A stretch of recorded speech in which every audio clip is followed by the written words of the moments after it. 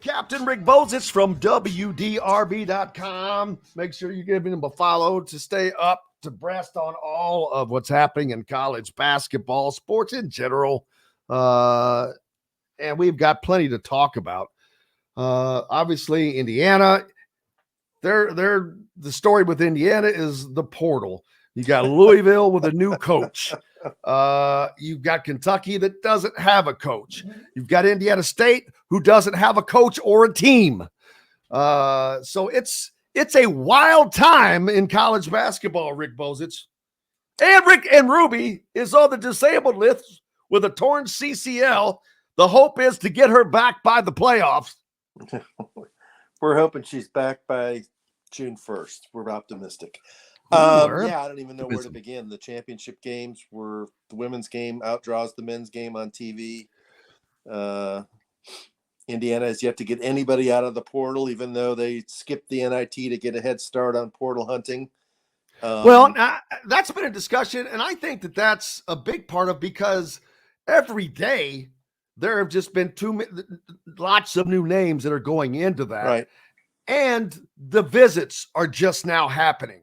So that has been I wouldn't have expected him to actually, if I were a fan, looking at it from a fan's perspective, I don't know that I would have wanted them to have landed anyone yet, unless it's a top of the line elite guy, because of that's like walking into a store and seeing the stuff next to the cash register, buying something, and turn around and walking out. Yeah, I guess I would thought by now they would have got one. Gonzaga and some other schools have gotten one, but you got to be patient, let it play out. They need to get 5 or 6, right? Don't they have 7 open spots? I think it is, or 6 or 7. I can't keep track of it all. I think it's 6. I think they have 6 remaining. 6 remaining. So that'll be interesting. I know they're in on some fairly significant players at a variety of different positions. I know there was a lot of talk yesterday about the Indiana State kid from Pike. What's his name? Ryan Conwell. A really good player. They're trying to get in on him. That'll be a tough one. His stats are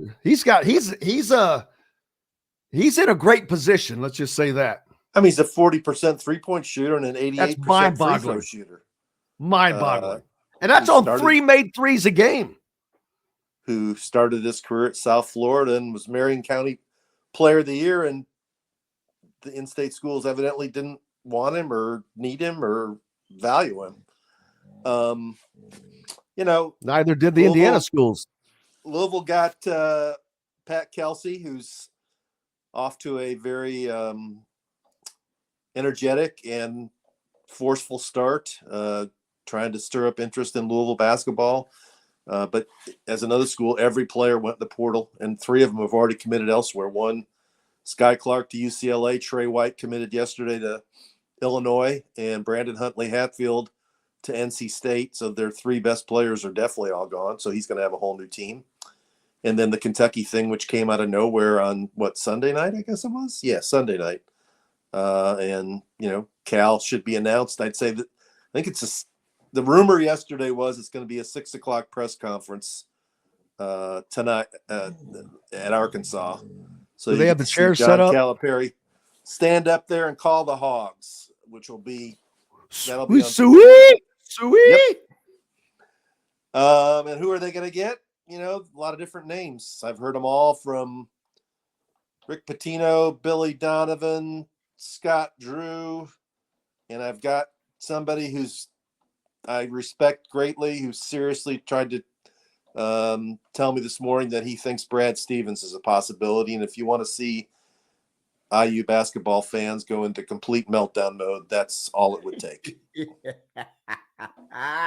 You ain't lying. No, I mean, how do you think that would go over? Well, exactly how you just described it.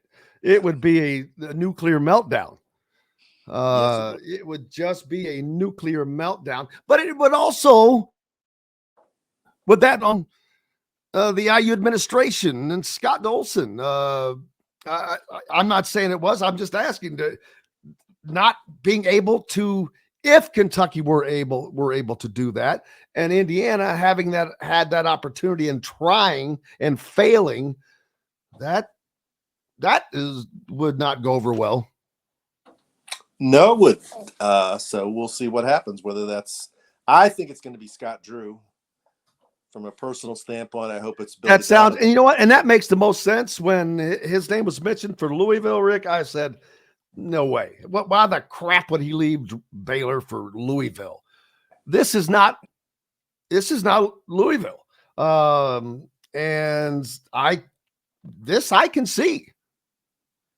Yeah, and he's got a relationship with Mitch Barnhart, the athletic director. That's a big difference between Louisville and Kentucky in this one. Mitch Barnhart has signaled in the past his admiration for Scott Drew.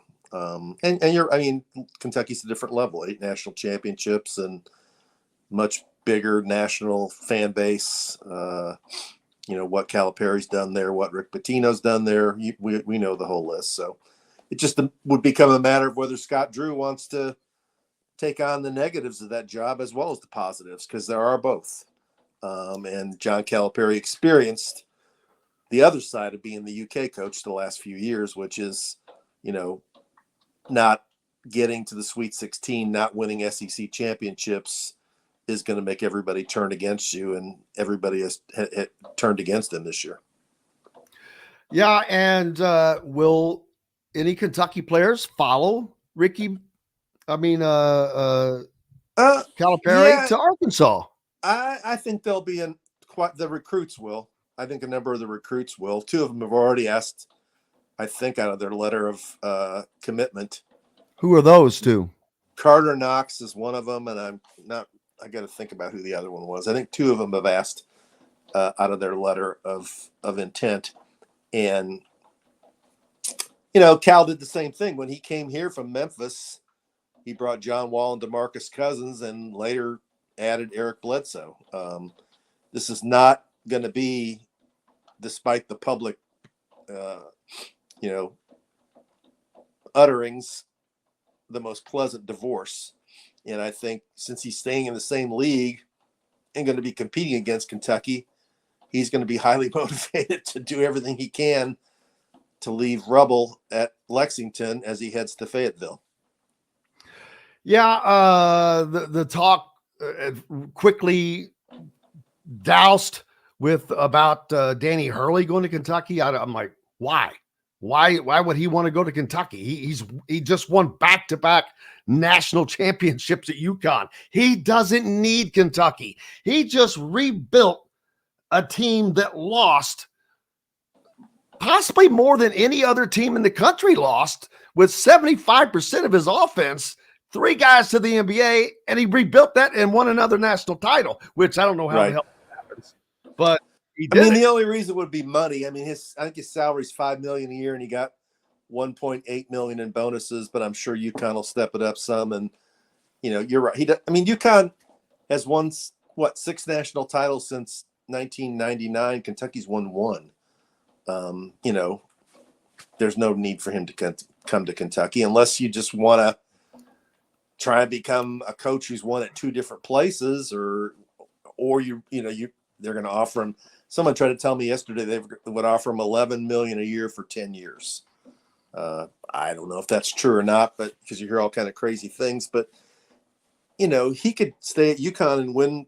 He's 53 years old. He could win a couple more national titles there and put himself in Coach K territory. So I don't really see it.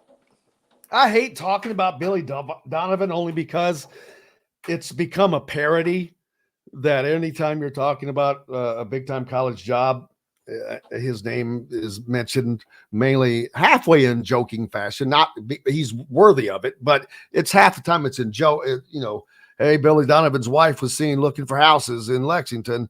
But this is a little different because of his relationship with former Kentucky coach Rick Pitino, because I don't know how great things are in the NBA, but I don't know that he wants to leave a situation where he doesn't have to recruit. He's got a general manager that does that.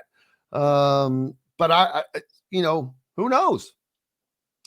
Yeah, the way it's been explained to me is that, the Bulls have kind of stalled out. I don't know, this is just 4th year maybe, and they're one of those middle of the pack teams that they're not good enough to compete for an NBA title or even a Eastern Conference championship, but they're not bad enough that they're way down in the lottery and going to get a bunch of good players. So they're kind of stuck in the middle. And as somebody else explained it to me, he's got a son who is in the coaching business in the G League team in Chicago. And he's probably never going to be able to be an NBA coach, but he could bring him with him to Kentucky and have him on the bench and get him off to a head start as being a college coach. And, you know, I don't know if that's true or not. Billy, depending on, you can read whatever you want to into his press conference last night, because the first two questions he got before the game against the Knicks were about the Kentucky job. And he basically said he's committed to what he's doing with the Bulls, but he never said, no, I wouldn't listen to Kentucky. So you can read that either way. So I'm going back to, I think it's going to be Scott Drew, and I'd like to see Billy Donovan. Well, there you go. Either would go over extraordinarily well in Lexington. I think, well, I know they would be giddy with either of those. They would send a caravan to go pick him up and carry him in on a chariot. Billy? Either one of those guys. They bring them both in on a chariot. I'm not quite so sure they'll be that over the moon for Scott Drew. I mean, he did win a national championship, but he's got a lot of early flameouts in the NCAA tournament. There isn't a fan base around that's going to have unanimity around the guy. There'll be a solid 20 to 25% of UK fans that will be less than blown away by Scott Drew. That's my prediction. Yeah. And the thing is about coming to Kentucky, even though people complain about Cal, whoever comes in, the first time he recruits a guy who's like number 77 on the top 100 ranking, instead of being John Wall or Anthony Davis or Karl Anthony Towns or Shai Gilgeous-Alexander or DJ Wagner or Rob Dillingham, they're going to say, that's not how Cal recruited. He got the top class in the country, the second best class in the country, 14 out of 15 years. What are we doing here? So this is a tough job. As much as they complained about Calipari, you're going to be measured against what he did.